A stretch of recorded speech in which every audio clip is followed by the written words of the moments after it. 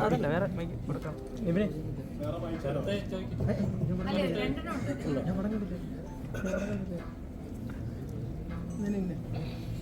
എന്തൊരു ഹൈപ്പടാൻ നിനക്ക്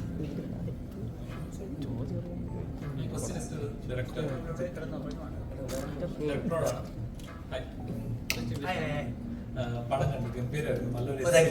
നല്ലൊരു എക്സ്പീരിയൻസ് ആയിരുന്നു തിയേറ്ററിൽ കിട്ടിയത്.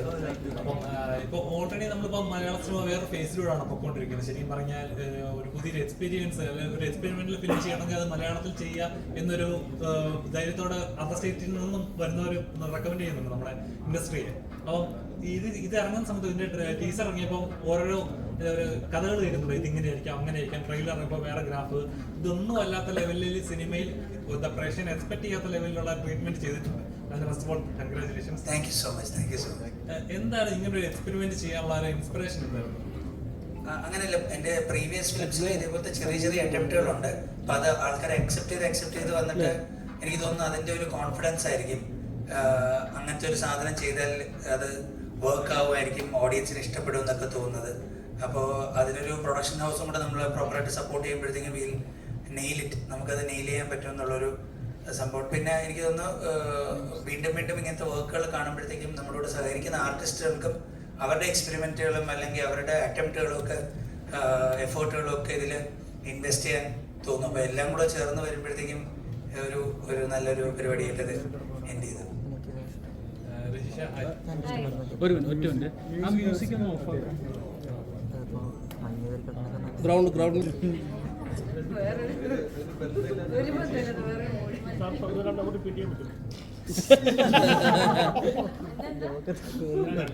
ജോക്കർ എന്നാണ് പറഞ്ഞത്.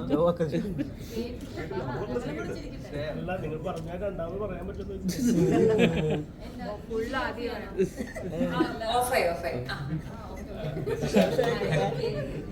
ഗംഭീര പെർഫോമൻസ് ആയിരുന്നു. അപ്പം ഇപ്പൊ തിയേറ്ററിൽ കഴിഞ്ഞ ദിവസം പറഞ്ഞ പോലെ ഓണയറിൽ നിന്ന് ഇപ്പൊ ഗ്രൗണ്ടിലേക്ക് ഇറങ്ങിയ ഒരു ഫീലിംഗ് ഉണ്ടോ? ഇപ്പൊ ഞാൻ സന്തോഷത്തിൽ പറഞ്ഞുകൊണ്ടിരിക്കുകയാണ്. അത് ഒരു ഭയങ്കര ഒരു മൊമെന്റ് ആണ്. ആൻഡ് ഞാൻ പറഞ്ഞതുപോലെ ഇതെല്ലാം ഒരു സിനിമയ്ക്ക് വേണ്ടി നമ്മളൊരു കാര്യം ചെയ്യുമ്പം ആ സിനിമയാണ് അതിനു വേണ്ടി സംസാരിക്കേണ്ടതെന്ന് ഞാൻ വിശ്വസിക്കുന്നു. ആ സിനിമ സംസാരിക്കുന്നുണ്ട്. സിനിമ പ്രേക്ഷകർ സ്വീകരിക്കുന്നതിലും ഓരോരുത്തരുടെ എഫേർട്സും എടുത്തു പറയുന്നത്. ഇപ്പൊ സിനിമയുടെ റിവ്യൂസ് വരുമ്പോഴും പലരും പറയുമ്പം പൊതുവെ എല്ലാവരും ഒന്നോ രണ്ടോ കാര്യങ്ങൾ പറഞ്ഞു പോകുമല്ലോ. ഇവിടെ എടുത്ത് കോസ്റ്റ്യൂമിന്റെ കാര്യമാണെങ്കിൽ മേക്കപ്പ്, VFX, ആർട്ട്, സിനിമാറ്റോഗ്രഫി, ഓരോരുത്തരുടെ പെർഫോമൻസസ് ഓരോന്നും എടുത്ത് പറയുമ്പോൾ പേഴ്സണലി ഭയങ്കര സന്തോഷമുണ്ട്. കാരണം ഇവരുടെ ഈ ഹാർഡ് വർക്ക് നമ്മൾ നേരിട്ട് കണ്ടതാണല്ലോ. ഇതുപോലത്തെ ഒരു സിനിമ, ഈ ജോണറിൽ വരുന്നൊരു സിനിമ മലയാളത്തിൽ നമ്മളുടെ ബഡ്ജറ്റ് എല്ലാം വെച്ച് നമുക്ക് എക്സിക്യൂട്ട് ചെയ്യാന്ന് പറഞ്ഞാൽ അത്ര എളുപ്പമുള്ളൊരു കാര്യമല്ല. അപ്പം അത് എക്സിക്യൂട്ട് ചെയ്യാൻ വേണ്ടിയിട്ട് രാവും പകലും കഷ്ടപ്പെട്ട ഒരുപാട് പേരുണ്ട്. അപ്പം അവരുടെ ഒക്കെ ഡിപ്പാർട്ട്മെന്റ്സിനെ എടുത്ത് പറയുമ്പോൾ ഭയങ്കര സന്തോഷം. എന്താണ് ഇങ്ങനത്തെ ജോണർ? ഇപ്പൊ നോർമൽ എല്ലാവരും ഇപ്പം രജീഷ എന്ന് പറയുമ്പോൾ നമുക്ക് കാണുന്ന സ്ഥിരം ഒരു ടൈപ്പ് ഓഫ് കഥാപാത്രങ്ങൾ, അതൊന്ന് ബ്രേക്ക് ചെയ്യണം, പ്രേക്ഷകരിലേക്ക് വേറെ ലെവലിലേക്ക് എത്തിക്കണം. ഭയങ്കര ആഗ്രഹം ഉണ്ടായിരുന്നു, പക്ഷെ ഒന്നും വന്നില്ല എനിക്ക്. അങ്ങനെയല്ല ഞാൻ പറയുന്നത്, എല്ലാം കളങ്കാവലിന് മുന്നേ എൻ്റെ അവസാനത്തെ റിലീസ് മധുര മനോരമമാണ്. എത്ര ഗ്യാപ്പായി. അപ്പൊ ഞാനിങ്ങനെ നല്ലത് വന്നാൽ ചെയ്യാം, അല്ലെങ്കിൽ ഇങ്ങനെ വെയിറ്റ് ചെയ്തിരിക്കും. പട്ടിണിയാണെങ്കിൽ നമുക്ക് ഇങ്ങനെ വെയിറ്റ് ചെയ്യാം എന്നുള്ളൊരു സീനിലായിരുന്നു. എന്തോ കറക്റ്റ് ആ ഒരു സമയത്ത് കൃഷാന്തിന്റെ കോള് വന്നു. കൃഷാന്ത് വന്നത് പറഞ്ഞ മൊമെന്റിൽ തന്നെ ഞാൻ ഭയങ്കര എക്സൈറ്റഡ് ആയിരുന്നു. ഇതെങ്ങനെ എക്സിക്യൂട്ട് ചെയ്യാൻ പറ്റും, ഇത് എന്നെ കൊണ്ട് ചെയ്യാൻ പറ്റുമോ ഇല്ലയോ എന്നൊക്കെ ഉള്ളത് പിന്നെയുള്ള കാര്യം. അത് കേട്ടപാടുമ്പോൾ ഇങ്ങനെ ഒരു തോട്ടിന്റെ ഭാഗമായിട്ട് ഇപ്പൊ കൃഷാന്ത് വേണേ എന്നെ AD ആയിട്ട് വിളിച്ചിരുന്നെങ്കിൽ അതിന് വേണ്ടി ഞാൻ പോയേനെ. അഭിനയിക്കാനല്ല രക്ഷ, ഡയറക്ഷൻ ഡിപ്പാർട്ട്മെന്റിൽ വരുന്നത് വെച്ചിട്ട് ഞാൻ പോയേനെ. കാരണം ഇങ്ങനത്തെ സിനിമയുടെ ഭാഗം എങ്ങനെയെങ്കിലും ആവാൻ സാധിക്കുക എന്നാണ് ഞങ്ങൾ എല്ലാവരും ആഗ്രഹിച്ചത്. അപ്പൊ അതിന്റെ കൂടെ ഫ്രീഡ എന്ന് പറയുന്ന പോലത്തെ ഒരു ക്യാരക്ടർ കിട്ടിയത് ചെറിയ ടോപ്പ് ഓഫ് ദ കേക്കാണ്. അത്രയും അതെ, ലോട്ടറി. സാറേ ഇതിലേ ആറാട്ടണനൊരു റെഫറൻസ് ഉണ്ട്. അപ്പൊ സാറ് ആറാട്ടനായിട്ട് സംസാരിച്ചിട്ടുണ്ടോ? അല്ല, അത് ആറാട്ടണൻ മാത്രമല്ല, അത് ആ ഒരു ജോണറിൽ പെടുന്ന നമ്മുടെ ഇക്കോസിസ്റ്റത്തിൽ വരുന്ന ഫാനുകളെ എല്ലാവരും റെപ്രസെന്റ് ചെയ്യുന്നതാണ്. അത് നിങ്ങൾക്ക് ആറാട്ടണനായിട്ട് തോന്നിയത് എന്നൊക്കെ പറഞ്ഞിട്ട് രാത്രി ഇതിടുന്നുണ്ടല്ലോ പുള്ളി. അത് ഒരുപാട് പേരുണ്ട്. ആറാട്ടണൻ ദിവ്യയെ വിളിച്ചു സംസാരിച്ചു, പുള്ളിക്ക് സിനിമ ഇഷ്ടപ്പെട്ടു. ആൻഡ് ആ സോങ് ഇറങ്ങിയപ്പോഴത്തേക്കും one of the people who really spoke, ഭയങ്കര വൈസായിട്ട് സ്പീക്ക് ചെയ്ത ഒരാളാണ് ആറാട്ടാണ്. അയാളുടെ ഒരു വീഡിയോ ഒക്കെ ഉണ്ട്. അപ്പം നമ്മൾ ഭയങ്കര സർപ്രൈസിങ് ആണ്. നമ്മൾ ഒരു രീതിയിൽ വിചാരിക്കുന്ന ആൾക്കാർ വേറൊരു രീതിയിൽ അതിനെ റിയാക്ട് ചെയ്യും. നമ്മൾ വേറെ രീതിയിൽ വിചാരിക്കുന്ന ആൾക്കാർ എന്താണ് നിനക്ക് തുണി എടുത്തൂടെ എന്ന് ചോദിക്കുകയും ചെയ്യുന്നത് ഭയങ്കര സർപ്രൈസിങ് ആണ്. ദിവ്യ ചേച്ചി പുള്ളി വിളിച്ചത് എന്താ പറഞ്ഞേ? അതാണ് ഇവിടുത്തെ അല്ല, ഒരു നല്ല റിവ്യൂ ആയിരിക്കുമല്ലോ പറഞ്ഞത്. അതെ, ഇഷ്ടപ്പെട്ടു എന്ന് പറഞ്ഞു. കഴിഞ്ഞ വുമൻസ് ഡേക്ക് വിളിച്ചിട്ടുണ്ടായിരുന്നു.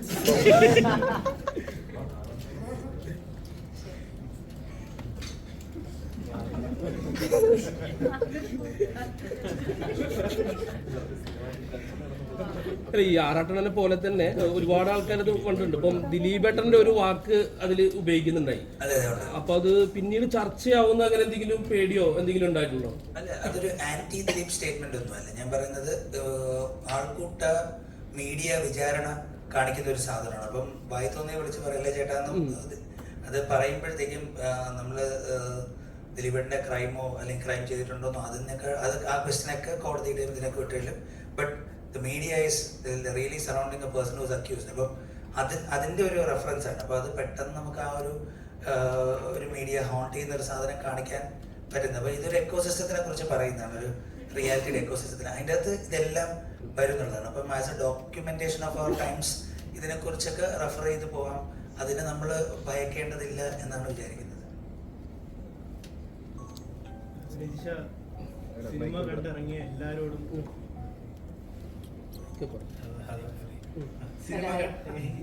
സിനിമ കണ്ടിറങ്ങിയ എല്ലാവരോടും സിനിമയെ പറ്റി ചോദിക്കുമ്പോൾ എല്ലാവരും രജിഷയുടെ പേര് പ്രത്യേകം എടുത്ത് പറയുന്നു. ഇപ്പം സിനിമ കണ്ട എല്ലാവർക്കും മനസ്സിലാവും. പക്ഷേ ഇപ്പം നേരത്തെ പറഞ്ഞ പോലെ പടം ഇറങ്ങുന്നതിന് മുൻപും രജിഷയുടെ പേര്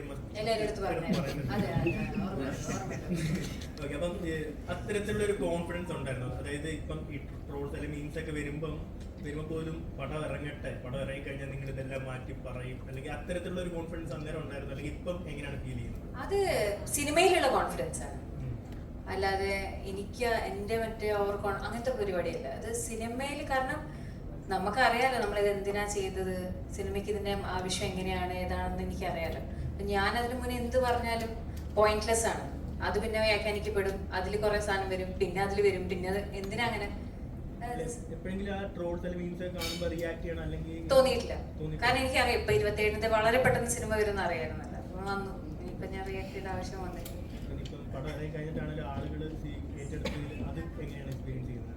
ഭയങ്കര സന്തോഷം. ഞാൻ പറഞ്ഞില്ലേ, അതാണ് നമ്മൾ സ്വീകരിക്കണമെന്ന് ആഗ്രഹിച്ചാണല്ലോ ഓരോരോ സിനിമയും നമ്മൾ ചെയ്യുന്നത്.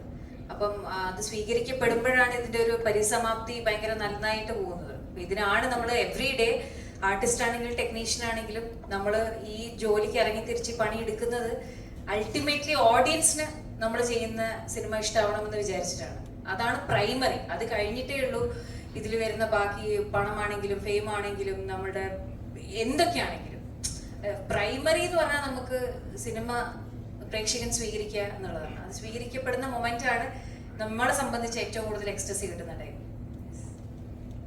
ദിവ്യയുടെ ക്യാരക്ടറിനെ പറ്റി ആളുകൾ എടുത്ത് പറയുന്നുണ്ട്, ഇത്ര നാളെ ചെയ്യാത്ത കൈൻഡ് ഓഫ് ഒരു ക്യാരക്ടറാണ്, ചിരി പടർത്തിയിട്ടുണ്ട് നല്ലപോലെ എന്ന് പറയുന്നത്. ഇപ്പം എന്ത് തോന്നുന്നു പടം ഇറങ്ങി കഴിഞ്ഞാൽ എല്ലാവരും പ്രതികരണമൊക്കെ കേട്ട് കഴിയുമ്പോൾ? ഞാൻ ഭയങ്കര ഹാപ്പിയാണ്. കാരണം എനിക്ക് ചെയ്തുകൊണ്ടിരിക്കുന്ന ഒരു സംഭവത്തിൽ നിന്ന് എനിക്കൊരു ബ്രേക്ക് വേണമായിരുന്നു. കാരണം നമ്മുടെ ഉള്ളിൽ ആ ഒരു സാധനമുണ്ട്. ഞാൻ നാടകത്തിലൊക്കെ ചെയ്തിട്ടുണ്ട്, സിനിമയിൽ എനിക്കൊരു അവസരം കിട്ടിയിട്ടില്ല അന്ന് ബ്രേക്ക് ചെയ്യാൻ വേണ്ടിയിട്ട്. പ്രത്യേകിച്ച് ഈ ഒരു ഡെസ്റ്റിമോണ എന്ന് പറഞ്ഞ ക്യാരക്ടർ വെറുതെ ഒരു കോമഡി ക്യാരക്ടർ എന്ന് പറയാൻ പറ്റത്തില്ല. ഇത് ഭയങ്കര എഡ്ജിലാണ് നിൽക്കുന്നത്, വല്ലാത്തൊരു മീറ്ററിലാണ് നിൽക്കുന്നത്. അപ്പം എനിക്ക് അതിന്റെ ഒരു ടെൻഷൻ ഉണ്ടായിരുന്നു. പക്ഷെ ഞാൻ പ്രീമിയർ കണ്ടു ഒരുപാട് ഭയങ്കര നല്ല റെസ്പോൺസ് ഉണ്ടായിരുന്നു. പക്ഷെ അപ്പോഴും ഞാൻ വെച്ചു, ഓക്കെ FTFSന് എന്താണ് ഒരു കോമൺ ഓഡിയൻസിൽ നിന്ന് എന്താണ് കിട്ടുന്നതെന്ന് ഞാൻ വെയിറ്റിംഗ് ആയിരുന്നു. പക്ഷെ ഇന്ന് എനിക്ക് ഒരുപാട് പേഴ്സണൽ മെസ്സേജസും പടം കണ്ടു കഴിഞ്ഞിട്ടാണെങ്കിലും ഒരുപാട് അപ്രീസിയേഷൻ കിട്ടി. എനിക്ക് മാത്രമല്ല ഇതിൽ അഭിനയിച്ചിരിക്കുന്ന നിരഞ്ജനും വിഷ്ണു അഗസ്ത്യ, രജിഷ, ആൻ, എല്ലാവർക്കും പെർഫോമൻസിന് ഒരു സ്പെഷ്യൽ ക്രെഡിറ്റ്സ് കിട്ടിയിട്ടുണ്ട്. ഭയങ്കര ഹാപ്പിയാണ്. And I am so grateful to Krishanth.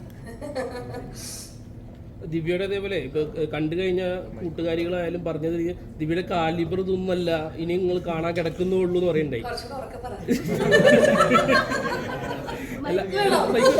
അപ്പൊ മലയാള സിനിമ ദിവ്യപ്രഭയെ അങ്ങനെ ഒരു രീതിയിൽ കണ്ടു, അതെ, അങ്ങനെ തോന്നിയിട്ടുണ്ടോ? ഉണ്ട്, എനിക്ക് ഇനിയുണ്ട് ഒരുപാട്. കുറെ ഐറ്റംസ് ഉണ്ട് ഇറക്കാൻ. ആരെങ്കിലും ഒക്കെ എഴുത്. ഉറപ്പായിട്ടല്ലേ? Yes. അല്ല, നല്ല കാലിബറുള്ള കൊച്ചാണ്. Thank you so much. നിങ്ങൾക്ക് എല്ലാവർക്കും പടം കണ്ടതാണോ അല്ലേ? ഇഷ്ടപ്പെട്ടു ശരിക്കും? Okay, thank you so much. ഞാൻ ഹൃദയത്തിൽ നിന്നാണ് ആൻസർ ചെയ്തത്. ശരി, താങ്ക് യു. രജീഷ, അതുപോലെ ഈ കഥാപാത്രം ട്രാവൽ ചെയ്യുന്ന ഒരു ഇതുണ്ട്. അതായത് എല്ലാ മനുഷ്യർക്കും ഈ പറഞ്ഞ പോലെ ഇപ്പം എല്ലാ മനുഷ്യർക്കും ഇപ്പോൾ സെലിബ്രിറ്റികളായാലും ശരി, കോമൺ മാൻ ആയാലും ശരി, എല്ലാവർക്കും അവരവരുടെ പ്രൈവസി ഉണ്ട്. അതായത് ഇപ്പം ഒരു ഫാൻ പറയുന്നൊരു ഡയലോഗ് ഉണ്ട്, എൻ്റെ മനസ്സിൽ ഇത് പോയി. അപ്പോൾ എല്ലാ മനുഷ്യർക്കും അവരവരുടെ ഹയർ പൊസിഷൻ ഉണ്ട്, ലോവർ പൊസിഷൻ ഉണ്ട്. അപ്പം എല്ലാ സറ്ററിക്കൽ പോയിന്റ്സിലും കൊട്ടിട്ടുണ്ട്. അപ്പോൾ കൊട്ടേണ്ടവർക്ക് കൊട്ടുന്നുമുണ്ട്, പറയേണ്ടത് പറയുന്നുമുണ്ട്, കിട്ടേണ്ടവർക്ക് കിട്ടുന്നുമുണ്ട്. ശരിക്കും കഥാപാത്രം ചെയ്യുന്ന സമയത്ത് തോന്നിയിട്ടുണ്ടോ എനിക്ക് പറയാനുള്ളതെല്ലാം കുറെ ഇതിനകത്ത് ഉൾപ്പെടുത്തിയിട്ടുണ്ടെന്നത്? ഹലോ, കേക്കാവോ? ഞാൻ ഈ സിനിമ നമ്മൾ പ്രീമിയർ കഴിഞ്ഞപ്പോഴും അല്ലാത്തപ്പോഴും എൻ്റെ അടുത്ത് ഏറ്റവും കൂടുതൽ പേഴ്സണലി വന്ന് സംസാരിച്ചത് കുറെ ആക്ട്രസസ് ആണ്. ഞാൻ പേരെടുത്ത് പറയുന്നില്ല, ഓരോരുത്തരും വന്നിട്ട് അവർക്കിത് കുറെ പോയിന്റ്സ് ഭയങ്കര റിലേറ്റബിൾ ആയിരുന്നു, കുറെ മൊമെന്റ്സ് ഇത് ഭയങ്കര റിലേറ്റബിൾ ആയിരുന്നു എന്നവർ പറഞ്ഞു. അത് നമ്മൾ പറയുന്ന പോലെ ഈ പ്രൈവസി കയറി എൻക്രോച്ച് ചെയ്തോട്ടെ എന്ന് നന്ദുചേട്ടൻ ഇതിലൊരു ഡയലോഗ് ചോദിക്കുന്നുണ്ട്. അത് ഏത് മൊമെന്റ് വരെ നമുക്കത് ഓക്കെ ആണെന്നുള്ളൊരു കാര്യമുണ്ടല്ലോ. ഇപ്പം ഇപ്പം ഞാനൊരു ജേർണലിസം സ്റ്റുഡൻ്റ് ആണ്, ഞാൻ ജേർണലിസം പഠിച്ചിട്ട് വന്ന ഒരാളാണ്. അപ്പം എനിക്കറിയാം ഇതിൻ്റെ എത്തിക്സ് എന്താ, നമ്മൾ എന്തൊക്കെയാണ് ഫോളോ ചെയ്യേണ്ടത്. പക്ഷെ ഇന്നത്തെ ഒരു കാലഘട്ടത്തിൽ നമ്മൾ എന്തൊക്കെ ഫോളോ ചെയ്യുന്നുണ്ട്. ഇപ്പം ചുമ്മാ പറയുകയാണെങ്കിൽ ഒരു മരണ വീട്ടിൽ പോയാൽ നമ്മൾ എന്തൊക്കെയാണ് ചോദിക്കുന്നത്, എങ്ങനെയൊക്കെയാണ് കവർ ചെയ്യുന്നത്, എങ്ങനെയൊക്കെയാണ് ഷൂട്ട് ചെയ്യുന്നത്, എന്തൊക്കെയാണ് നമ്മൾ അപ്ലോഡ് ചെയ്യുന്നത്. ഇതിന് നമ്മൾ ഓരോരുത്തർക്കും as A citizen, as A human being നമുക്കൊരു റെസ്പോൺസിബിലിറ്റി ഉണ്ടല്ലോ. നമ്മുടെ ഒരു അതൊക്കെ എല്ലാം നമുക്ക് സ്കൂളിൽ പഠിപ്പിച്ചു തരാനും കോളേജിൽ പഠിപ്പിച്ചു തരാനും പറ്റില്ല, കുറേയൊക്കെ നമ്മൾ തന്നെ അല്ലേ. അപ്പോൾ ആ റെസ്പോൺസിബിലിറ്റി വിട്ട് കുറേ പേര് പെരുമാറുമ്പം അത് ആരെയാണെങ്കിലും അത് ഹേർട്ട് ചെയ്യും. അത് പബ്ലിക് ഫിഗർ ആണെങ്കിലും പ്രൈവറ്റ് ഫിഗർ ആണെങ്കിലും അതൊരു നേരിയ വരെയാണ് നമ്മൾ. അപ്പം എല്ലാവരും അവരവരുടെ വിവേകവും ഇതൊക്കെ ഉപയോഗിച്ച് പെരുമാറിയാൽ കുറച്ചും കൂടെ ഒരു ബെറ്റർ സിറ്റുവേഷനിലേക്ക് നമുക്ക് പോകാൻ പറ്റുമായിരിക്കും എന്ന് എനിക്ക് തോന്നുന്നുണ്ട്. പിന്നെ ഇങ്ങനത്തെ പോയിന്റ്സ് സിനിമയിൽ നമ്മളിങ്ങനെ അഭിനയിക്കുമ്പോൾ ആഡ് ചെയ്ത പോയിന്റ്സ് അല്ലേ, ഇതൊക്കെ വ്യക്തമായി കൃഷാന്ത്, ഞാൻ പറഞ്ഞ സിനിമയിലുള്ള എല്ലാം നേരത്തെ കൃഷാന്തിന്റെ ഒരു ഭയങ്കര കിടിലം പരിപാടി നമ്മൾ ഷൂട്ട് ചെയ്യുന്നതിന് മുന്നേ പുള്ളി അടിപൊളിയായിട്ട് വരയ്ക്കും.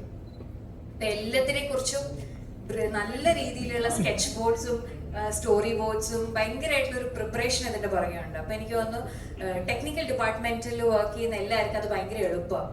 പാട്ടിനാണെങ്കിലും കോസ്റ്റ്യൂം ആണെങ്കിലും നമുക്കങ്ങനെ ഒരു കാറ്റത്ത് പോയിട്ട് നമുക്ക് കൃത്യമായിട്ട് അറിയാം എങ്ങനെയാണ്. അപ്പൊ അത് എക്സിക്യൂട്ട് ചെയ്യാനും കുറച്ചും കൂടി ഈസിയർ ആയിരിക്കും എന്ന് എനിക്ക് തോന്നുന്നു. സോ ഒരു നല്ല രീതിയിലുള്ളൊരു പ്ലാനിങ് ഈ സിനിമയുടെ പുറകിൽ പോയിട്ടുണ്ട്. അത് എഴുത്തിലാണെങ്കിലും ടെക്നിക്കലാണെങ്കിലും.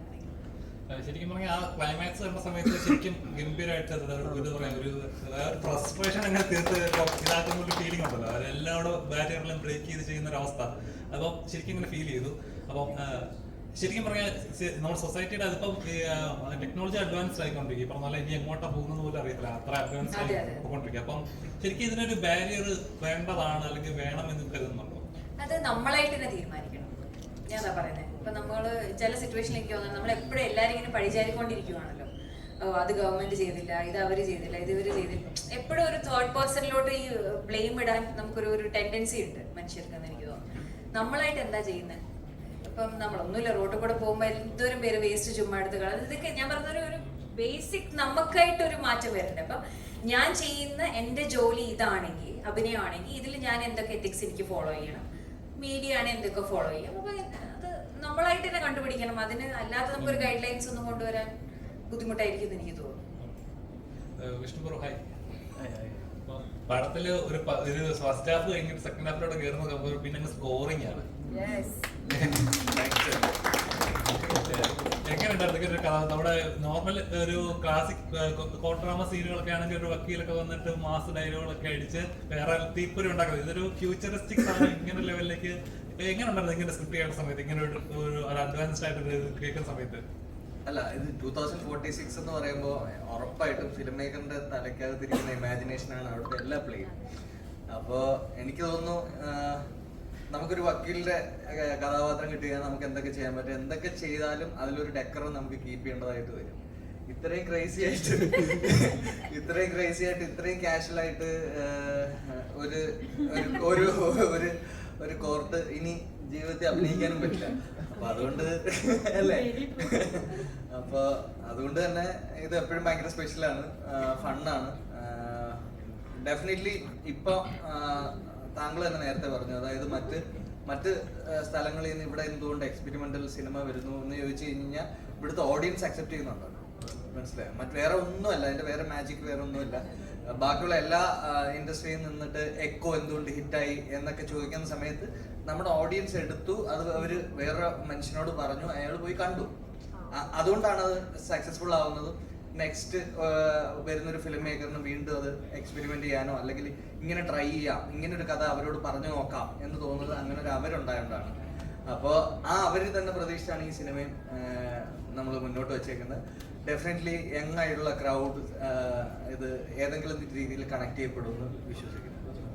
Thank you. ആവറേജ് ആയിട്ടുള്ള എല്ലാ മിഡിൽ ക്ലാസ് ആഗ്രഹിക്കുന്ന പോലത്തെ ഒരു ലൈഫ് ഓഫ് കഥാപാത്രം ഫ്യൂച്ചറിസ്റ്റിക് വന്നു കഴിഞ്ഞാൽ എന്തൊക്കെയാണ് അവസ്ഥ എന്നുള്ളത് കാണിച്ചു തന്നിട്ടുണ്ട്.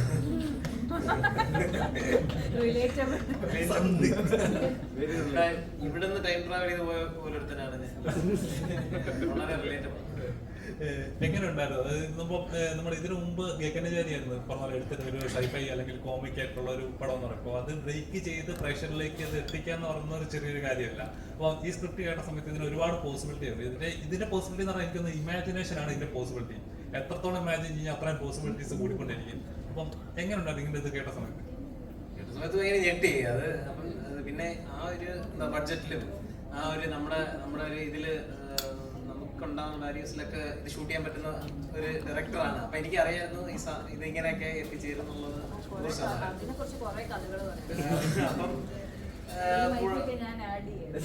പടം ഇത് അങ്ങനെയല്ല, നിരഞ്ജൻ ഞാനിങ്ങനെ കോൺസ്റ്റന്റ് ടച്ചിൽ നിൽക്കുന്ന ആൾക്കാരാണ്. അപ്പം ഏതോ ഒരു സമയത്ത് വേറെ ഏതോ കാര്യത്തിന് വേണ്ടി വിളിച്ചപ്പം നിരഞ്ജൻ ഇങ്ങനെ IFFK-യിലുണ്ട്. ആ സമയത്ത് ഒരാളെ കിട്ടിയിട്ടുണ്ട്, ഞാൻ ചാക്കിലിട്ട് പിടിക്കാൻ പോവാ എന്റെ അടുത്ത് പറഞ്ഞപ്പോ ഞാൻ ആരാ ഇവിടെ ഇങ്ങനെ ആവാസ വ്യൂഹം എന്നൊക്കെ പറഞ്ഞ സിനിമ ചെയ്ത് കൃഷാന്ത് എന്ന് പറഞ്ഞ ഒരു ഭയങ്കര കിടിലൻ ഒരു ഡയറക്ടറെ കിട്ടിയിട്ടുണ്ട്. പുള്ളി ഭയങ്കര ഇന്റലക്ച്വൽ, പകുതി പറയുന്നത് നമുക്ക് മനസ്സിലാവൂല. ഞാനിത് എങ്ങനെയും ചാക്കിലിട്ട് പിടിക്കും എന്ന് പറഞ്ഞിട്ട് 4 സംഘം ചെയ്യാൻ പോയി. 4 സംഘം ചെയ്യാൻ പോയെടുത്തത് പ്രൊഡ്യൂസർ ഞാൻ ആവാം അടുത്ത സിനിമയുടെ എന്നൊക്കെ പറഞ്ഞിങ്ങനെ ഇങ്ങനെ. അപ്പോഴും കൃഷ്ണ പ്രൊഡ്യൂസർ ഒന്നായിട്ട് കാര്യമില്ല, ടാലന്റ് ഉണ്ടായിട്ടേ കാര്യമുള്ളൂ എന്ന് പറഞ്ഞപ്പോഴത്തേക്ക് ഈ നിരഞ്ജന് ഭയങ്കര സെൻസ് ഓഫ് ഹ്യൂമർ ആണ്. ഒരു 10-ൽ 7 എണ്ണം എന്തായാലും ഫലിക്കും, 9 എണ്ണം എന്തായാലും ഫലിക്കും. അപ്പം ഈ ചാക്കിലിട്ട് പിടിക്കുന്നതിന്റെ ഭാഗമായിട്ട് 4 സംഘത്തിന്റെ ഷൂട്ടിങ്ങിന്റെ സമയത്ത് 100 എണ്ണൊക്കെ ഇങ്ങനെ ഇടാൻ തുടങ്ങി. അപ്പം അപ്പോഴാണ് കൃഷാന്തിന് മനസ്സിലാവുന്നത് ഓക്കെ പുള്ളിക്ക് ഇത്രയും നന്നായിട്ട് കോമഡി ചെയ്യാൻ പറ്റും എന്നുള്ളത്. അങ്ങനെ കൃഷാന്ത് വേറെ 2-3 സിനിമ ചെയ്യാൻ പോയിരുന്ന ആള് നൈസായിട്ട് പറഞ്ഞ് റീറൂട്ട് ചെയ്യിപ്പിച്ച് അല്ലെ ഇങ്ങോട്ട് വിട്ടു. എന്നിട്ട് നിരഞ്ജനെയാണ് എന്നിലേക്കും ഈ അത് മധുരമനോരമ. അതായത് ചാക്കിലിട്ട് കിട്ടിയിട്ടുണ്ടെന്ന് പറഞ്ഞിട്ട് രജിഷ തിരിച്ച് അങ്ങനെ കിട്ടുകയാണെങ്കിൽ കുറച്ച് എനിക്കൂടെ അങ്ങനെ കണക്ട് ചെയ്താണെന്ന് എനിക്ക്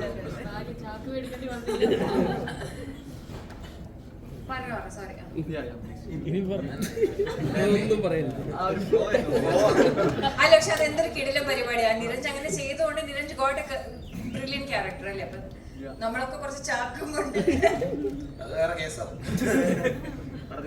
അതല്ല, ഭയങ്കര എക്സൈറ്റ്മെന്റ് ആയിരുന്നു ഇത് കഥ കേട്ടപ്പോ തന്നെ. ഇത് this is once in a life time. എനിക്ക് തോന്നുന്നു അങ്ങനെ ഒരു പ്രോപ്പർ സൈബർ പങ്ക് പ്രോപ്പർ ഒരു സൈബർ പങ്ക് പടം 2003 ഇറങ്ങിയ ഒരു സിനിമയുടെ പേരാണ് പറഞ്ഞത്. അപ്പൊ അങ്ങനെ ഒരു പടം ഇല്ല. ഞാനിപ്പം സൈബർ പങ്ക് എന്ന് പറയുന്നത് ഇവിടെ തന്നെയാണ് ഞാൻ ആദ്യം കേൾക്കുന്നത്. പണ്ടെപ്പോഴും കേട്ടിട്ടുണ്ടെന്നുള്ളതേ ഉള്ളൂ. അപ്പൊ ഞാൻ ഈ സൈബർ പങ്ക് സിനിമ വേറെ ഇന്ത്യയിൽ ഏതാ നോക്കിയപ്പോഴത്തേക്കും സൈബർ പങ്ക് ഗൂഗിൾ ചെയ്ത് നോക്കിയിട്ട് എനിക്ക് 2003 എന്തോ ഇൻഡിപെൻഡന്റ് ഫിലിം മാത്രമേ ഗൂഗിളിൽ കിട്ടിയുള്ളൂ. സിനിസ്ഥാൻ എന്ന് പറഞ്ഞിട്ട് അത് കണ്ടിട്ടില്ല. ഓക്കെ അപ്പം ഫസ്റ്റ് ഓഫ് ഇറ്റ്സ് കൈൻഡ് ഒരു പരിപാടി ചെയ്യുന്നതിന്റെ എക്സൈറ്റ്മെന്റ്. പിന്നെ ആളെന്ത് ചെയ്താലും ഞാനുണ്ട്, ഞാൻ കൂടെ ഉണ്ട്. ക്യാരക്ടറിലേക്ക് മറ്റേ ടെക്നിക്കൽ ഡിപ്പാർട്ട്മെന്റിൽ എവിടെയെങ്കിലും ഉണ്ടാവും. ഞാനിപ്പോ 2 ദിവസമായി എപ്പോഴും ഉണ്ടാവണം നിർബന്ധമില്ലല്ലോ.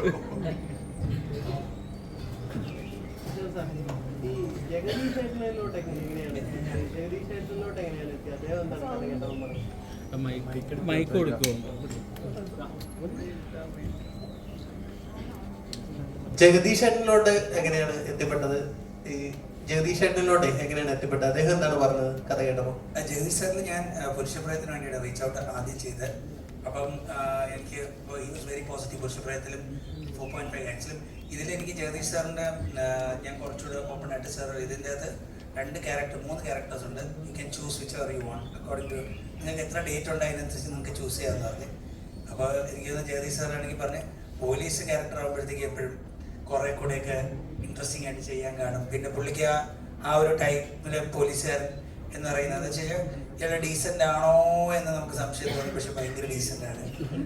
പക്ഷെ അപ്പം അങ്ങനെയൊക്കെ ഒരു ട്രിക്കി ഏരിയയിൽ നിൽക്കുന്ന ഒരു പോലീസുകാരനാണ്. അപ്പം അത് പുള്ളി വായിച്ചിട്ട് പറഞ്ഞു ഇത് ചെയ്യാൻ പുള്ളിക്ക് താല്പര്യമുണ്ട്, നല്ലതാണെന്ന് പറഞ്ഞു. അപ്പം ഞാൻ പറഞ്ഞു ആകെ ഒരു എന്ന് വെച്ചാൽ കോടതിയുടെ 7-8 ദിവസം ഷൂട്ടിൽ സാറിന് അധികം ഡയലോഗ്സ് ഇല്ല, 1 or 2 ഇൻസേർട്ടുകളേ ഉള്ളൂ.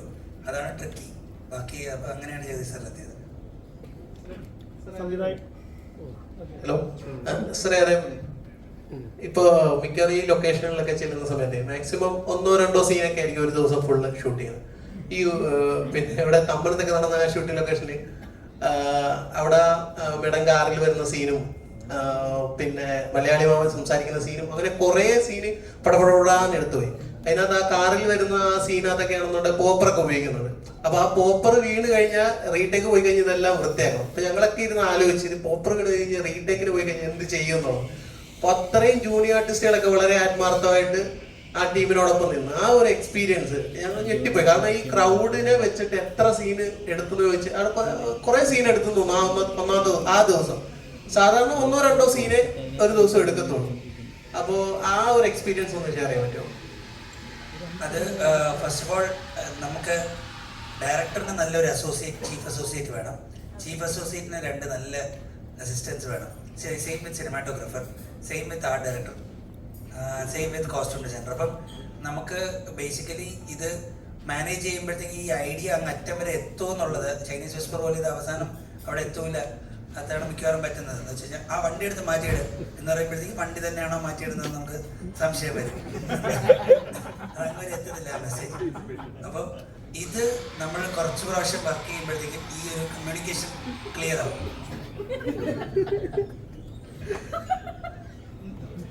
ഇല്ല അപ്പം അതാണ് ഇവിടെ ക്ലിയർ ആയിട്ട്. അപ്പോൾ എനിക്കൊരു ചീഫുമായിട്ടുള്ള നിഖിലുമായിട്ടുള്ള ഒരു ഇതില് ഫുൾ കമ്മ്യൂണിക്കേറ്റ് ചെയ്യും. അതുപോലെ തന്നെ ഇത് ഡോക്യുമെന്റ് ആയിട്ട് പോകുമ്പോൾ എല്ലായിടത്തും ഈ സാധനം പോയിട്ട് മൈക്കിലും വിളിച്ചു പറയും, സീൻ ഫുള്ളും റിഹേഴ്സൽ ചെയ്യും. അപ്പം പിന്നെ അതുപോലെ തന്നെ ജൂനിയർ ആർട്ടിസ്റ്റുകളെ വെറുപ്പിക്കാറില്ല, അല്ലെങ്കിൽ നമ്മൾ അങ്ങനത്തെ റീക്കെ വിളിക്കാതിരിക്കാൻ മാക്സിമം നോക്കും. അൺലെസ് ഭയങ്കരമായിട്ട് നമ്മളെ പറ്റിക്കാൻ നോക്കുമ്പോൾ മാത്രമേ സൈഡിൽ കൊണ്ടുവരുത്തി സംസാരിക്കാറുള്ളൂ. അല്ലാതെ ഭയങ്കര ജെന്യുവിനായിട്ട് തന്നെയാണ് ഡീൽ ചെയ്യുന്നത്. അങ്ങനെ ഡീൽ ചെയ്യുമ്പോഴത്തേക്ക് അവരും ഇതിൻ്റെ അകത്ത് ഭാഗമാണെന്ന് തന്നെ അവർക്ക് എന്ന് വെച്ചാൽ അവരും ആ സെറ്റപ്പിൽ വേണം. അവരുണ്ടെങ്കിൽ അവരുടെ മൂവ്മെന്റുകൾ കൊറിയോഗ്രാഫാണ്. അപ്പം അങ്ങനത്തെ ഒരു രീതിയിൽ പോകുമ്പോഴത്തേക്ക് എല്ലാവരും സഹായിച്ച് നിൽക്കും. പിന്നെ ബേസിക്കലി ഡയറക്ടറിൻ്റെ ആറ്റിറ്റ്യൂഡാണ് ഫുൾ ടീമിൻ്റെ ഒരു ആറ്റിറ്റ്യൂഡായിട്ട് ഇവഞ്ച്വലി ഒരു സിനിമയിൽ റിഫ്ലക്ട് ചെയ്യുന്നത്. അപ്പോൾ അത് മാക്സിമം ഞാൻ ആ ആറ്റിറ്റ്യൂഡ് കീപ്പ് ചെയ്യാൻ നോക്കും. എൻ്റെ ടീംമേറ്റ്സ് കീപ്പ് ചെയ്യാൻ നോക്കും. ഞാൻ അറിയാലോ ഡയറക്ടറാണ്. നോർമലി ഇപ്പോഴത്തെ ഒരു നമ്മുടെ ഒരു പോകുന്ന പോക്കനുസരിച്ച് കൂടുതൽ റിയലിസ്റ്റിക് സിനിമകളാണ്, അല്ലെങ്കിൽ നമുക്ക് റിലേറ്റ് ചെയ്യാൻ പറ്റുന്ന നമ്മൾ കണ്ടിട്ടുള്ള കേട്ടിട്ടുള്ള സ്റ്റോറീസുകളാണ് കൂടുതൽ പ്രേക്ഷകരിലേക്ക് എത്തിക്കുക. അപ്പോൾ അങ്ങനെ ഒരു പാറ്റേൺ ഫോളോ ചെയ്യുമ്പോൾ ഒരു സിനിമയെന്ന് പറയുമ്പോൾ റിയാലിറ്റീസ് മാത്രമല്ല, ഫാൻറ്റസീസ് ഉണ്ടാവണം, ഇമാജിനേഷൻ ഉണ്ടാവണം, ക്രിയേറ്റീവായിട്ട് നമുക്ക് സ്വപ്നം കാണുന്നത് പോലും ചിലപ്പോൾ നമുക്ക് ഇൻട്രസ്റ്റെല്ലാ പോലത്തെ സിനിമകൾക്ക് നമുക്ക് കാണുമ്പോൾ ഉണ്ടാകുന്ന ഒരു ഫീലിംഗ് ഉണ്ട്, തിയേറ്ററിൽ കിട്ടുന്ന ഒരു ഗൂസ് ബംസ് ഉണ്ട്. അപ്പോൾ ആ ഗൂസ് ബംസ് ഇപ്പോഴത്തെ മലയാളി പ്രേക്ഷകർക്ക് കൊടുക്കുക എന്ന് പറയുന്നത് ചെറിയൊരു കാര്യമില്ല. അത് എന്താ പറയുക, അതിൻ്റെ ബഡ്ജറ്റ് പോസ്റ്റ് പ്രൊഡക്ഷൻ ഉണ്ടാകുന്ന ചെലവുകൾ ചെറിയ എങ്ങനെ ഒരു പ്രൊഡ്യൂസർ എന്ന് പറയാൻ കൺവിൻസ് ചെയ്ത് എത്ര ബഡ്ജറ്റിൽ ഒപ്പിക്കാന്ന് പറയാൻ എങ്ങനെ കൺവിൻസ് ചെയ്തു? അത് എനിക്ക് അജിത് വിനായക ഫിലിംസുമായിട്ട് ഞാനും നീരജും കൂടെ പണ്ടൊരു പ്രോജക്റ്റ് പിച്ച് ചെയ്തിട്ടുണ്ട്, പഴയ ഒരു ഫിലിം. പിന്നെ അത് കഴിഞ്ഞിട്ട് ഗഗൻചാരിയിൽ ഞാൻ അതിൻ്റെ പാർട്ടായിരുന്നു. അപ്പം നമുക്ക് ഒരു ഫ്രണ്ട്ഷിപ്പ് അല്ലെങ്കിൽ ഒരു ട്രസ്റ്റ് ഓൾറെഡി ഉണ്ട്. പിന്നെ ഒരു വയബിലിറ്റി, ഈ പ്രോജക്റ്റിൻ്റെ വയബിലിറ്റി ഒക്കെ നമ്മൾ കാൽക്കുലേറ്റ് ചെയ്തിട്ട് തന്നെയാണ് പ്രോജക്റ്റ് അപ്രോച്ച് ചെയ്യുന്നത്. എന്ന് വെച്ച് കഴിഞ്ഞാൽ ഇതിൻ്റെ ambition is also limited to its viability. എത്ര ബിസിനസ്സും അങ്ങനെയൊക്കെ ചിന്തിച്ച് തന്നെ ചെയ്യുന്നത്. അപ്പം രണ്ടുപേരും അങ്ങോട്ടും ഇങ്ങോട്ടും ഒരു ടീമായിട്ട് വർക്ക് ചെയ്യുമ്പോഴത്തേക്കും ഇതിൻ്റെ കണ്ടന്റിനെക്കാട്ടും കൂടുതൽ നമ്മൾ ഇതിൻ്റെ ഒരു പോസിബിലിറ്റിയെ കുറിച്ച് മാത്രമാണ് ആലോചിക്കുന്നത്. അപ്പോൾ ബേസിക് ത്രെഡ് അണ്ടർസ്റ്റാൻഡ് ചെയ്ത് കഴിഞ്ഞപ്പോഴത്തേക്കും ഈ production house was really okay with. ഇതിലേത് ഒരു ഗെയിമിന്റെ ഫ്യൂച്ചർ എന്താണെന്നുള്ളത് നമുക്കൊരു ഏതൊരു മനുഷ്യനും ആഗ്രഹിക്കുന്നതിനപ്പുറത്തേക്ക് കുറച്ച് പോയിട്ടുണ്ട്. അപ്പൊ അത് ആ ഒരു തീം തന്നെ വേണം എന്ന് ചിന്തിച്ച് ചെയ്താണോ അത് ആഗ്രഹത്തിൽ എങ്ങനെ വന്നതാണോ? അല്ല, നമുക്ക് ഈ എന്ന് വെച്ച് കഴിഞ്ഞാൽ നമുക്ക് എപ്പോഴും ഇല്ലേ ഈ മെത്തോളജിക്കലായിട്ട് നമ്മുടെ ബോഡി നമുക്ക് വേറൊരു സ്ഥലത്ത് വിടാൻ പറ്റും, പരകായ പ്രവേശനം ചെയ്യാൻ പറ്റും എന്ന് പറയുന്നത് ഒരു മാൻ്റെ ഒരു ഭയങ്കര ഒരു ആവശ്യമാണ്, ഒരു ഭയങ്കര ആഗ്രഹമുള്ളൊരു സാധനമാണ്. അപ്പം അങ്ങനെയുള്ളത് ടെക്നോളജിക്കലായിട്ട് വരാൻ ഏറ്റവും നല്ലതെന്ന് വെച്ച് കഴിഞ്ഞാൽ തേർഡ് പേഴ്സൺ ഗെയിം, നമ്മൾ വെയറബിൾ ഗിയറൊക്കെ ഇട്ട് കളിക്കുന്ന ഗെയിമാണ് ഏറ്റവും നല്ലതെന്ന് തോന്നി. അപ്പോൾ അതിൻ്റെ ഒരു കോൺസെപ്റ്റിൽ ഇപ്പം അതുപോലത്തെ ഒരുപാട് സിനിമകളുണ്ട് ഗെയിമിൽ കയറി പോകുന്നത്. ഇപ്പം മേട്രിക്സ് ആണെങ്കിലും റെഡി പ്ലെയർ 1 ആണെങ്കിലും റെഡി പ്ലെയർ 2 ആണെങ്കിലും റെഡി പ്ലെയർ 2ൻ്റെ ബുക്കിലൊക്കെ ഇതിൻ്റെ സിമിലർ കോൺസെപ്റ്റ്സ് ഒക്കെ ഉണ്ട്. അപ്പം അത് വന്നു കഴിഞ്ഞാൽ നമുക്ക് ഇതിൻ്റെ അകത്തുള്ളൊരു ഒരു ആക്ടിവിറ്റീസിന് കുറച്ചുകൂടെ ബിലീവബിലിറ്റി കൊണ്ടുവരാൻ പറ്റും എന്ന് തോന്നിയുകൊണ്ടാണ് ഇത് ട്രോണിലുണ്ട്.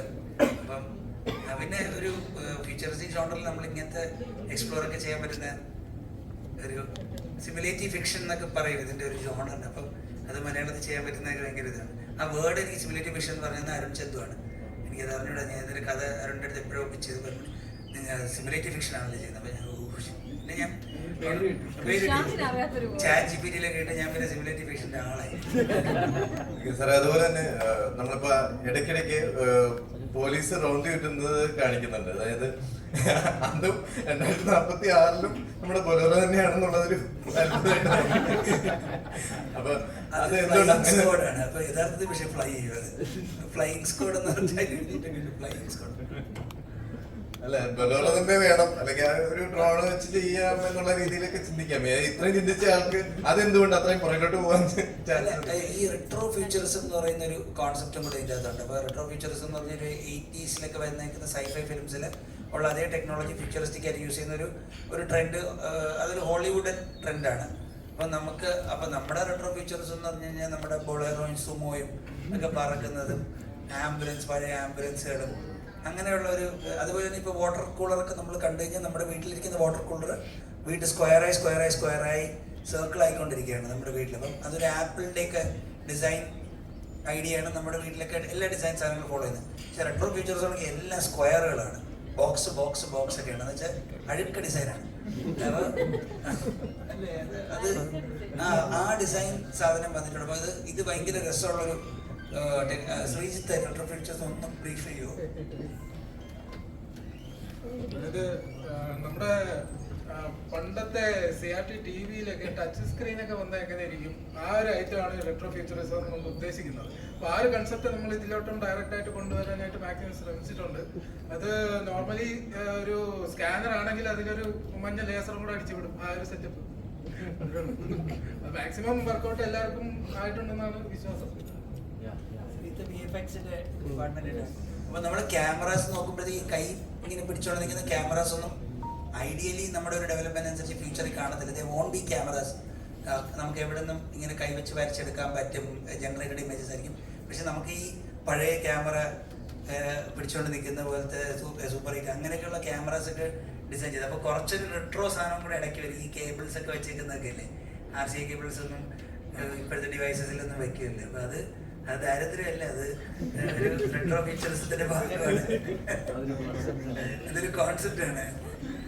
അങ്ങനെ അപ്പൊ അതാണ് ഈ ബോളറൊക്കെ വന്നേക്കുന്നത്.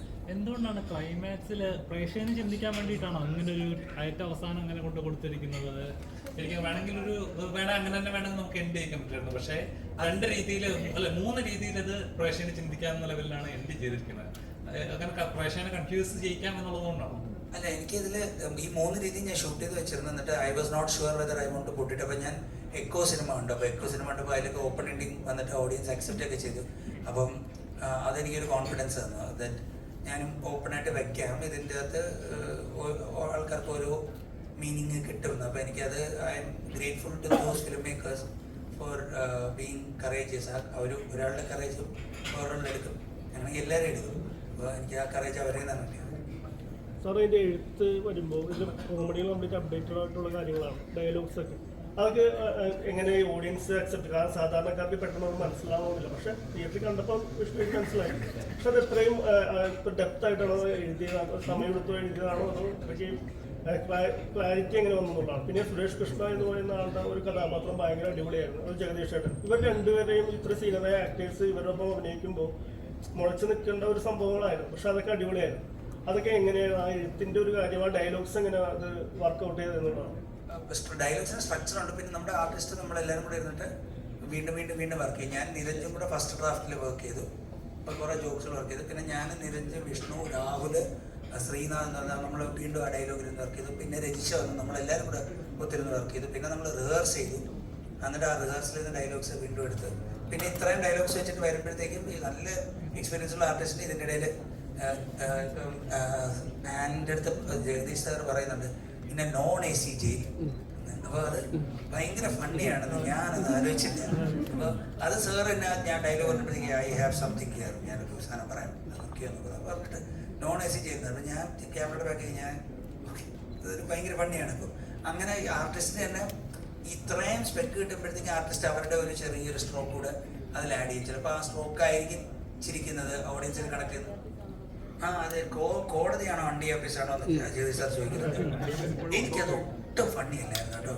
എനിക്കത് കേൾക്കുമ്പോഴേ അയ്യോ, നമ്മൾ ഈ 2046 അണ്ടി ഓഫീസിനെ കുറിച്ച് പറയുമ്പോൾ 2012 തന്നെ അണ്ടി ഓഫീസ് ഞാൻ ഇങ്ങനെ ഇതായിട്ട് വെച്ചത്.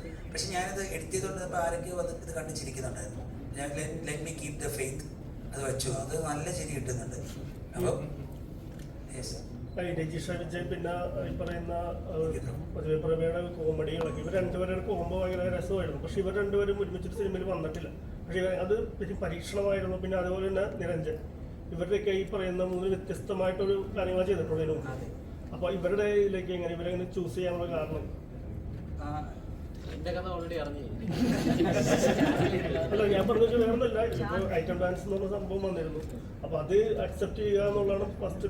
അപ്പൊ അതൊക്കെ വരുമ്പോൾ ഇത് എങ്ങനെ അത്, കാരണം ഐറ്റം ഡാൻസ് എന്നുള്ളത് കഥാപാത്രമായി കഴിഞ്ഞാൽ എല്ലാവരും അതാവണം. അപ്പോൾ ഇത് ശരിയാണോ തെറ്റാണോ എന്നുള്ള സംഭവമുണ്ട്. ഐറ്റം ഡാൻസ് ചെയ്യുന്നത് ശരിയാണോ ചിന്ത വരുമല്ലോ. അപ്പോൾ ഇത് കൺവിൻസ് ആവുക എന്നുള്ളതുണ്ടായിരുന്നു. അല്ല, മാജിക്കലി നമ്മൾ ക്രിയേറ്റീവ് ഒരു പ്രോസസ്സിൽ ഇറങ്ങിത്തിരിക്കുമ്പോഴത്തേക്കും ഒരു സ്റ്റേജ് കഴിയുമ്പോഴത്തേക്കും ഈ അൺസർട്ടനിറ്റീസും പേടികളും അവരെന്ത് വിചാരിക്കും ഇവരെന്ത് വിചാരിക്കും അവർ ചെയ്യും ഇതൊക്കെ അങ്ങ് മാറും. കാരണം എന്ന് വെച്ച് കഴിഞ്ഞാൽ നമ്മൾ ഫ്ലോയിൽ അങ്ങ് പോവുക. ഇപ്പം നമ്മൾ ആരെടുത്ത് വേണമെങ്കിലും ഇത് ചോദിക്കാനുള്ള ഒരു ധൈര്യം വരും. ഡെസ്പിറേഷൻ ആയിരിക്കും ചിലപ്പോൾ, അല്ലെങ്കിൽ നമ്മുടെ ക്രിയേറ്റീവ് സംഭവം നമുക്ക്. അപ്പോൾ ഞാൻ രജിസ്റ്റർ കണ്ടപ്പോഴത്തേക്കും ഇത് ഐറ്റം ഡാൻസ് പറഞ്ഞു കഴിഞ്ഞാൽ രജിസ്റ്റർ അങ്ങനെയൊന്നും ഞാനൊന്നും ആലോചിച്ചു. ഞാൻ ഇതൊക്കെ ഉണ്ട് ദിവ്യടുത്താണെങ്കിലും ഇല്ല എല്ലാവരുടെ അടുത്തും പറഞ്ഞു. അപ്പം സുരേഷ് കൃഷ്ണ സാറിൻ്റെ അടുത്തൊക്കെ ആ ക്യാരക്ടർ പറയുന്നത് ട്രിക്കി ക്യാരക്ടറിൽ എന്നിട്ട് ഞാൻ അത് അപ്പം നമുക്ക് അങ്ങനെ ആലോചിക്കും. ഞാനും വിഷ്ണുവും കൂടെ പോയാണ് നമ്മൾ സുരേഷ് സാറിൻ്റെ അടുത്ത് ആ സാർ പറഞ്ഞു. വിഷ്ണുവാണ് എനിക്ക് സുരേഷ് കൃഷ്ണ സാറിന് റൈഫിൾ ക്ലബ്ബിൽ നിന്ന് ഇൻട്രൊഡ്യൂസ് ചെയ്ത് തന്നതൊക്കെ. അപ്പോൾ ഞാൻ കൂടുതൽ അതിൻ്റെ എനിക്ക് എന്തോ ദൈവം സഹായിച്ച ആ സമയത്ത് അതിൻ്റെ പ്രത്യാഘാതങ്ങളെ കുറിച്ച് ഓർമ്മ വരുന്നത്. പിന്നെ കുറേ നേരം കഴിഞ്ഞിട്ട് ഇപ്പം പാട്ടൊക്കെ ഇറങ്ങിയപ്പോഴാണ് പൊന്നെ ഇത്രയും വലിയ ആഘാതമാണോ ഇതെന്നൊക്കെ ഞാൻ ആലോചിച്ചത്. പാട്ടൊക്കെ ഇറങ്ങിയിട്ടാണ്. അതുവരെ ഞാൻ ഇത് ഒരാളെന്ത് പറഞ്ഞ് അത് മാറി കുറച്ച് കഴിഞ്ഞപ്പോൾ. അപ്പോൾ ഇത് അപ്പോൾ അങ്ങനെ കൂടുതൽ ചിന്തിക്കുന്ന ഒരു സ്പേസിലല്ല എനിക്ക് ദൈവം സഹായിച്ചത് അല്ല. അതെ, അങ്ങനെ ചിന്തിച്ചു കഴിഞ്ഞാൽ പ്രശ്നം എന്ന് വെച്ച് കഴിഞ്ഞാൽ നമുക്ക് for filmmakers, for producers, for writers എല്ലാവർക്കും പറ്റുന്നതെന്ന് വെച്ച് കഴിഞ്ഞാൽ we are trying to make the best item product. ഇത് ബെസ്റ്റ് നമുക്ക് ഒരിക്കലും ഉണ്ടാക്കാൻ പറ്റില്ല. കാരണം എന്തായാലും നമ്മളെക്കാട്ടും ബെസ്റ്റ് സാധനം വരും. അത് ഭൂമിയുടെ ഒരു റൂളാണ്. എന്തിൽ ബെസ്റ്റ് ഉണ്ടോ അതിനെക്കാട്ടും ബെസ്റ്റ് എവിടെയെങ്കിലും ഉണ്ട്. അപ്പോൾ ഇത് ബെസ്റ്റ്. അതായത് ഒരു സെക്കൻഡ് ഞാൻ വിചാരിച്ചത് ഇനി എങ്ങാനും കൃഷാന്തത് ആലോചിച്ച് പോയിട്ട് എൻ്റെ അടുത്ത് വന്നില്ലായിരുന്നെങ്കിൽ what a miss this would have been.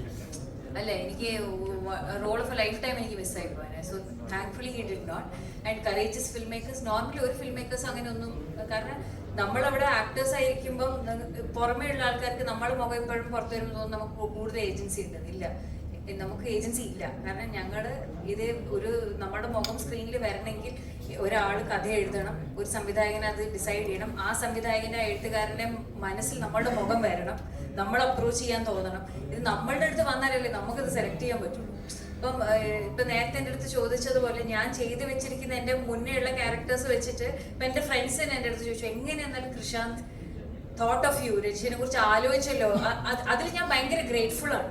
കാരണം നമ്മളുടെ പ്രീവിയസ് വർക്ക് അല്ലെങ്കിൽ നമ്മൾ ഇതിന് മുന്നേറ്റ കോസ്റ്റ്യൂംസ് ലുക്ക് ക്യാരക്ടറൊക്കെ വെച്ച് നോക്കുവാണെങ്കിൽ ചൂസ് ചെയ്യാതെ പോയിരുന്നെങ്കിൽ എനിക്കായിരുന്നു നഷ്ടം സംഭവിക്കുക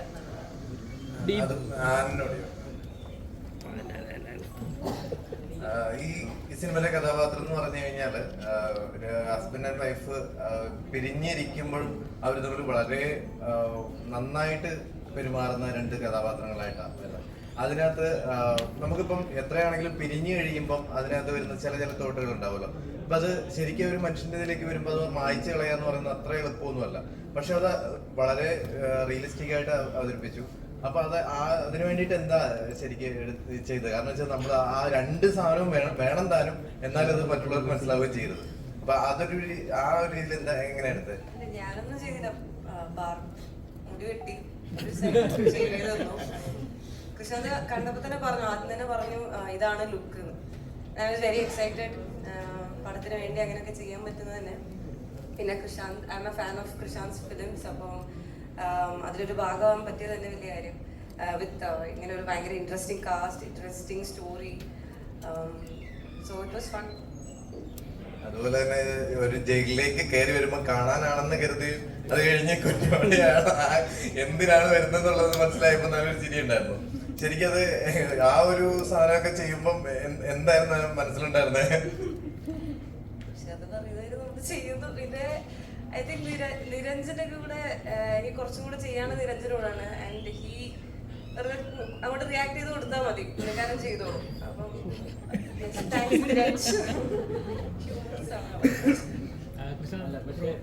ഇപ്പം ലാലേട്ടന്റെ കൂടെ ഒരു പടം പറ്റുമെന്ന് കേട്ടിട്ടുണ്ട്. അപ്പൊ അതും ഇതേപോലത്തെ ഒരു ഫ്യൂച്ചറിസ്റ്റിക് ആയിട്ടുള്ള ഒരു പടമായിരിക്കും. അല്ല, നമുക്ക് അതിനെ കുറിച്ച് ഇപ്പോൾ പറയേണ്ടത് അതിന്റെ അപ്ഡേറ്റ്സ് ഒക്കെ നിരത്തി തരുന്നതായിരിക്കും. കുറെ it's A mass film, mass പടമാണ്. അതേപോലെ ഈ സിനിമയ്ക്കകത്ത് തന്നെ ഇത് ഒരു രജിസ്റ്റേർഡ് സിനിമ പറഞ്ഞിട്ടുണ്ട്. അപ്പം സെൽമി എന്ന് പറയുന്ന സമയത്ത് society is a market, we are a product എന്ന് പറയുന്ന ഒരു ഫീലിംഗ് ഉണ്ടല്ലോ. ശരിക്കും പറഞ്ഞാൽ ഇപ്പം സൊസൈറ്റിയിൽ റെലവെന്റ് ആയിട്ടൊരു നടന്നുകൊണ്ടിരിക്കുന്ന ഒരു കാര്യമാണ്. അപ്പം അങ്ങനെയൊക്കെ ഒരു തോട്ട് വരാനുള്ള ഒരു കാര്യം എന്താണ്? അതെന്ന് വെച്ചാൽ നമ്മൾ ഇതിൻ്റെ അകത്ത് ജീവിക്കുമ്പോഴത്തേക്കും ഇതെല്ലാം വിൽപ്പനയുടെ ഒരു പല പല സ്ഥലങ്ങളിലാണ് നമ്മൾ താമസിക്കുന്നത്, ജീവിക്കുന്നത്. അപ്പം എസ്പെഷ്യലി അപ്പം വാല്യൂ ഉള്ള ആൾക്കാർ ആ ഡയലോഗ് എക്സാക്ട്ലി പറഞ്ഞത് വിഷ്ണു അഗസ്തിയാണ് എൻ്റെ അടുത്ത്. നമ്മൾ സംഘർഷേട്ടനെ ഷൂട്ട് ചെയ്തുകൊണ്ടിരിക്കുമ്പോഴത്തേക്കും വിഷ്ണു അഗസ്തി ഒരു ലോങ് ആക്ഷൻ സീനൊക്കെ ചെയ്തു. അപ്പം ഞാൻ ഭയങ്കര ഇൻട്രസ്റ്റ് ആയി ലോങ് ആക്ഷൻ സീൻ. സംഘർഷേട്ടയുടെ എൻഡിലൊരു വെരി ഇൻട്രസ്റ്റിംഗ് ആക്ഷൻ സീനുണ്ട്. അപ്പം ഞാനൊന്നും അത്ര ഫിറ്റ് അല്ല. അപ്പം വിഷ്ണു ഫിറ്റായിട്ട് ഇത്ര ആക്ഷനൊക്കെ ചെയ്തു, വീണ്ടും ചെയ്യുന്നു, ചാടുന്നു. എല്ലാം കഴിഞ്ഞിട്ടപ്പോൾ ഞാൻ വിഷ്ണുവിൻ്റെ അടുത്ത് ഇങ്ങനെ സർപ്രൈസ് എടുത്തിട്ട് ചേച്ചി വിഷ്ണു ഇങ്ങനെ തുറന്നിട്ടുണ്ട്, ഭയങ്കര കഴിവാടോ, കൊണ്ടുപോയി എന്നെ വിൽക്കടോ.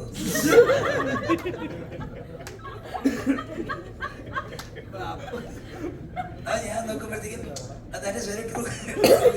അപ്പൊ ഞാൻ രജിഷയുടെ അടുത്തും ഈ ഡയലോഗ് വിഷ്ണു ഇങ്ങനെ പറഞ്ഞതായിട്ട് തന്നെയാണ്, ഈ ഡയലോഗ് ഇത് പറയേണ്ട രീതി ഇങ്ങനെയാണ് അപ്പൊ എന്ന് പറഞ്ഞു.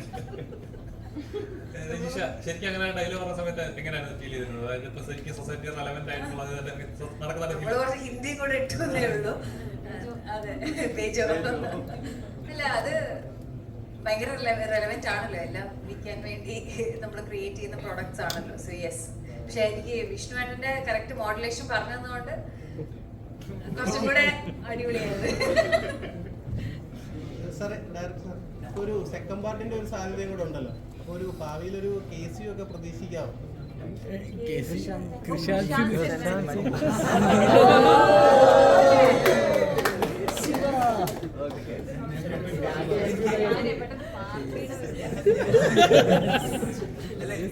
താല്പര്യക്കുറവൊന്നുമല്ല. സെക്കൻഡ് പാർട്ട് ടൈറ്റിൽ സിനിമയുടെ അവസാനം എഴുതി കാണിക്കുന്നത് മസ്തിഷ്കവർണ്ണ 2 ഡീകൺസ്ട്രക്ഷൻ ഓഫ് റോബിൻസ് പാരഡോക്സ് എന്ന്. അതൊരു ടൈം ട്രാവലൊക്കെ ഇതിൻ്റെ കൂടെ തന്നെയുള്ള കോമഡി ഒരു കോൺസെപ്റ്റും കൂടെ ഉണ്ട് ഇതിൻ്റെ അകത്ത്. അപ്പം ഇതിപ്പോൾ ഫങ്ഷണലായി തുടങ്ങിയോണ്ട് ഓഡിയൻസ് ഭയങ്കരമായിട്ട് ഇഷ്ടപ്പെടുന്നുണ്ട്. നമ്മുടെ വർക്ക് ആവുന്നുണ്ട് സിനിമ. നമ്മൾ സെക്കൻഡ് പാർട്ടിനെ കുറിച്ചും ആലോചിക്കുന്നതാണ്. അതെ അതെ അതെ അതെ. പ്രശാന്തിന്റെ ഒരു ഷോട്ടും കൂടെ ഇതിന്റെ എൻഡിലുണ്ടായിരുന്ന ഒരു ഷോട്ട് കൂടെ എടുക്കാം. പിന്നെ സെൻസർ ചെയ്ത് തിരിച്ചു വരണം. അപ്പം എല്ലാം കൂടെ ആയതുകൊണ്ടാണ് ആ ഷോട്ട് നമ്മൾ എടുക്കാൻ ജസ്റ്റ് സ്റ്റാർട്ട് ചെയ്തിട്ട് അങ്ങ് നിർത്തിയത്. ഈ പ്രശാന്ത് ചേട്ടനോട് അങ്ങനെ ആ ഒരു സീനാണെന്ന് പറഞ്ഞപ്പോൾ പുള്ളി എന്തെങ്കിലും പറഞ്ഞു? അതാ ഇല്ല പ്രശാന്ത് ചേട്ടൻ്റെ ജസ്റ്റ് ഫോട്ടോ അയച്ചു പുള്ളി സിനിമ കണ്ടതിന് ശേഷമാണ് അത് കണ്ടത്. അതെ അതെ അതെ. പക്ഷെ ആ സീൻ കണ്ടപ്പോൾ തിയേറ്റർ മൊത്തത്തിൽ ഒരു വലിയൊരു ചിരി പടന്നു. അതാ പ്രശാന്ത് ചേട്ടനും കൂടെ ഉള്ള ഒരു അംഗീകാരമാണല്ലോ പുള്ളി അതിന് ആ ഒറ്റ സീനിൽ തന്നെ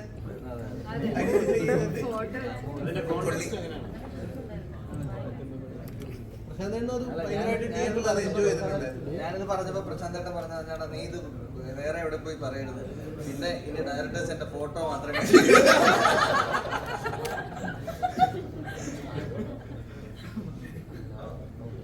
DP-ന്റെ ഇതിലെ കൂടുതൽ നമുക്ക് ചിരി വരുന്നത് സംസാര രീതി അല്ലെങ്കിൽ സ്ലാങ് അങ്ങനെ ഒരു സംഭവം ഉണ്ട്. അപ്പോൾ ഇത് എങ്ങനെയാണ് പിടിക്കാൻ പറ്റിയത്? എങ്ങനെ എത്ര എഫേർട്ട് എടുത്തു ഇതിന്? എനിക്ക് ഇഷ്ടമായി സ്ലാങ്ങില് പിന്നെ ട്രൈ ചെയ്യാൻ വേണ്ടി ഡിഫറെന്റ് സ്ലാങ്സ് പണ്ട് തൊട്ട് സിനിമയിൽ വരുന്നതിന് മുമ്പേ ഞാൻ ഇന്ന് ചുമ്മാ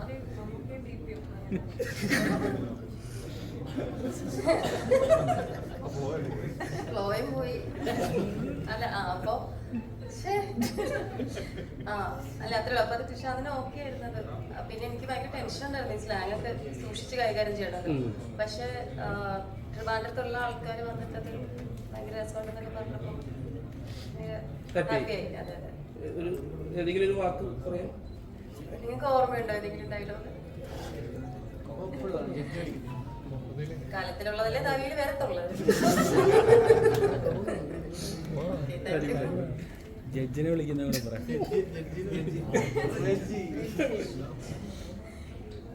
എന്തോന്ന് ചെയ്ത് എന്താ മോളോ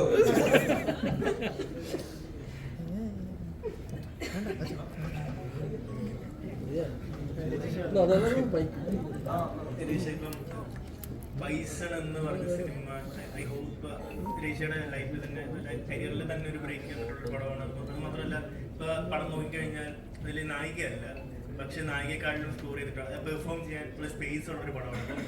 ഇനി സിനിമ ചൂസ് ചെയ്യുമ്പോഴാണെങ്കിലും അത്തരത്തിൽ ഒരു ഡിസിഷൻ എടുക്കാൻ ആ ഒരു സിനിമ ഹെൽപ്പ് ചെയ്തിട്ടുണ്ടെന്ന് തോന്നിയിട്ടുണ്ട്.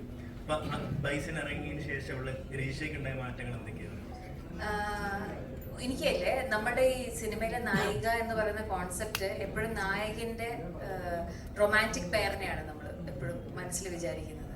ഇപ്പം ചില സമയത്ത് അമ്മ റോളായിരിക്കാം സിനിമയിൽ ശരിക്കുള്ള നായിക, അല്ലെങ്കിൽ സിസ്റ്റർ ആവാം, ഫ്രണ്ട് ആവാം. നമുക്ക് ഞാൻ പറഞ്ഞെന്ന് പറഞ്ഞാൽ ഇതിനു മുന്നേ ഇപ്പം മധുര മനോഹര മോഹത്തില് ഞാൻ സിസ്റ്ററാണ് സിനിമയിൽ. അപ്പോൾ എനിക്ക് തോന്നുന്നു പിന്നെ സിനിമയിൽ നമ്മൾ 5 മിനിറ്റ് ആണോ 10 മിനിറ്റ് ആണോ മുഴുനീളം നമ്മളാണ് ഇതൊന്നും മാറ്റർ ചെയ്യുന്നില്ല. ഇപ്പം ഇന്ന് തന്നെ ഇപ്പം നിങ്ങൾ ഇവിടെ എടുത്തു നോക്കും, ഇപ്പം നമ്മൾ ദിവ്യയുടെ ക്യാരക്ടർ ആണെങ്കിലും ആനിന്റെ ക്യാരക്ടർ ആണെങ്കിലും ഒക്കെ ഈക്വലി ഇമ്പോർട്ടൻ്റ് ആണ്. ഇപ്പം ഫ്രീഡേ അല്ലാതെ ഈ 2 ക്യാരക്ടേഴ്സിന് പ്രശാന്തനെ അപ്രോച്ച് ചെയ്തിരുന്നെങ്കിൽ ഞാൻ ഇരുകൈ നീട്ടി സ്വീകരിച്ച് ഞാൻ പോയെന്നാ ചെയ്യാൻ. ഞാൻ പറയാന്ന് പറഞ്ഞാൽ എവിടെ നല്ല ഹോപ്പ് ഉണ്ട്, എവിടെ നല്ല ക്യാരക്ടർ കിട്ടുമോ അവിടേക്ക് എത്തിപ്പെടാനുള്ള ഒരു ഭാഗ്യം കിട്ടുക എന്നുള്ളതാണ് പ്രൈമറിലി.